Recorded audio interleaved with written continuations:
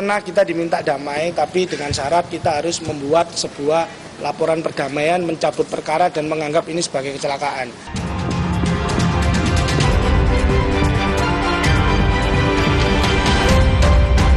Kita beralih ke sorotan lainnya, Saudara. Keluarga almarhum Dini Sera mendatangi Komisi Yudisial demi mencari keadilan atas vonis bebas hakim terhadap Ronald Tanur dalam kasus penganiayaan yang menewaskan Dini.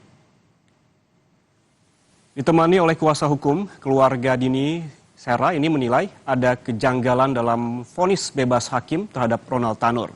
Sebab jika melihat bukti CCTV dan hasil otopsi menunjukkan Dini Sera meninggal dunia karena adanya tindak kekerasan.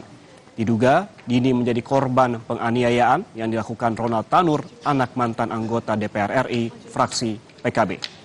Boleh majuan lagi. Harapan bahwa biar yang namanya hukum ditegakkan lagi yang seadil-adilnya.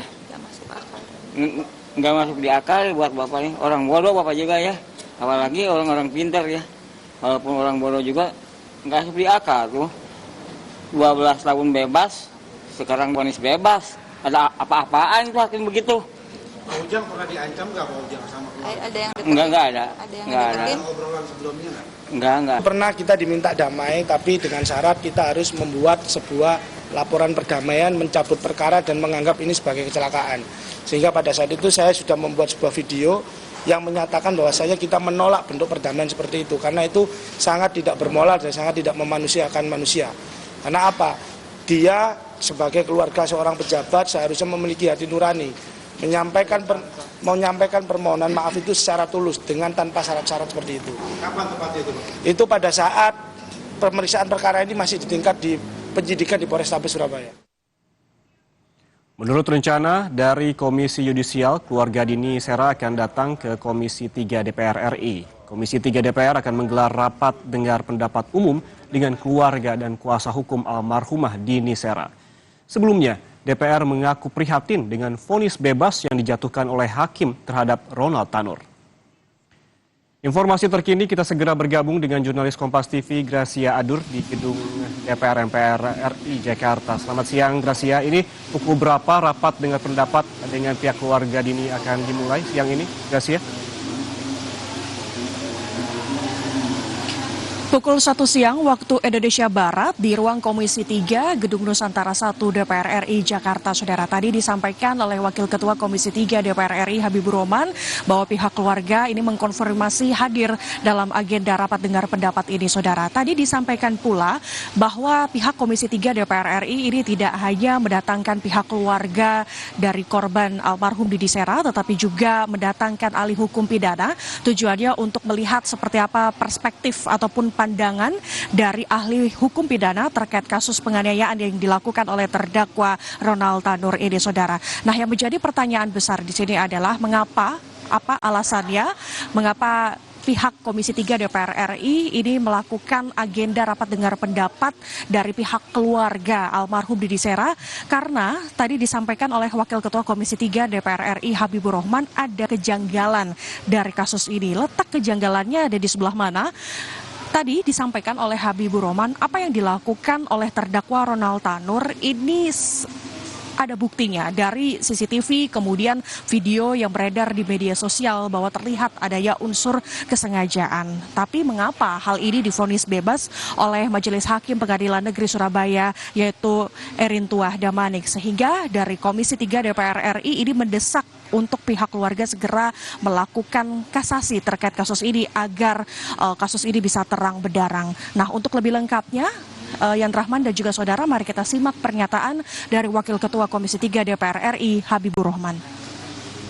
Melihat ini sangat-sangat janggal karena kami amat sangat prihatin dengan putusan seperti ini.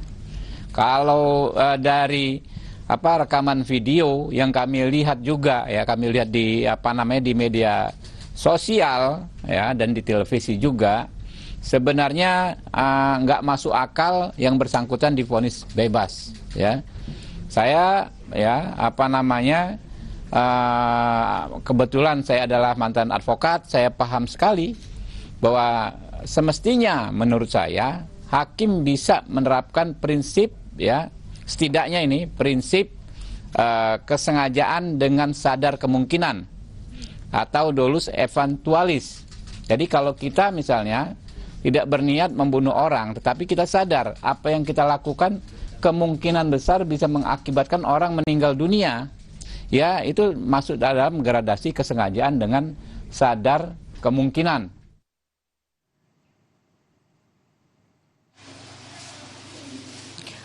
Nah, saudara, kasus ini tentu mencuri perhatian publik, saudara. Bahkan sampai anggota DPR RI, Rieke Diah Pitaloka, ini sampai membuat petisi dengan judul Justice for Didi Sera, saudara, karena menilai kasus ini terlihat ada kejanggalan dari apa yang sudah diputuskan oleh Majelis Hakim Pengadilan Negeri Surabaya, saudara. Nah, kalau kita mengulas sedikit ke belakang, bahwa sebelumnya Jaksa Penuntut Umum ini memberikan tuntutan kepada Ronald Tanur dengan pasal berlapis. Di antaranya adalah pasal 338 KUHP pembunuhan, kemudian pasal 351 ayat 1 dan 3, pasal 259 dengan ancaman hukuman 12 tahun penjara.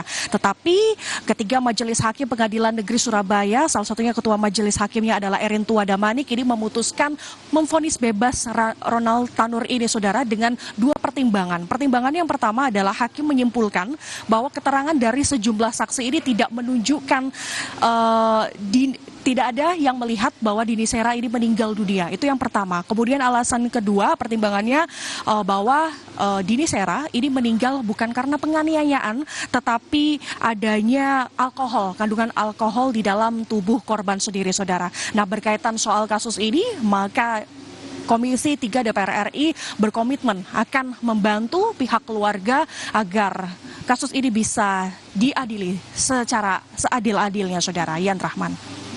Ada kejanggalan dalam vonis bebas Ronald Tanur ini menjadi perhatian oleh pihak DPR. Lalu kemudian poin lain apa saja yang menjadi perhatian khusus DPR dalam pembahasannya nanti, Gracia?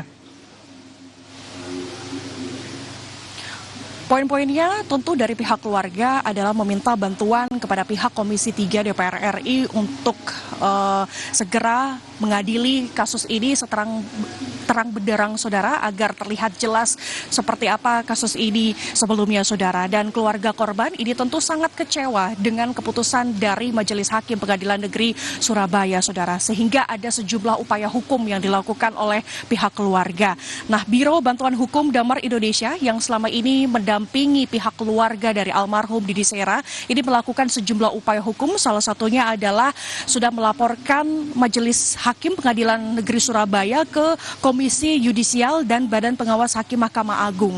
Nah, sebelum pihak keluarga ini nanti datang ke Komisi 3 DPR RI pukul 1 siang tadi, sebelumnya pihak keluarga ini sudah mendatangi Komisi Yudisial sekitar pukul 10 pagi waktu Indonesia Barat untuk menyampaikan laporan terhadap ketiga majelis hakim ini, saudara. Dan informasinya laporan ini sudah diterima oleh Komisi Yudisial.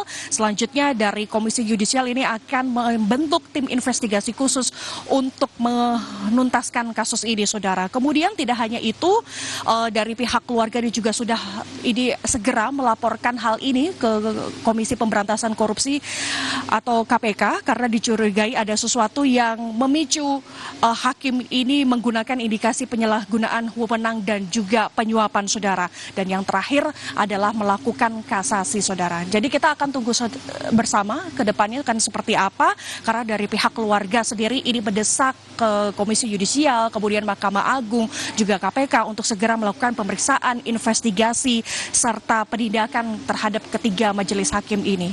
Yan Rahman. Baik, terima kasih jurnalis Kompas TV, Gracia Adur melaporkan langsung dari Gedung DPR RI Jakarta.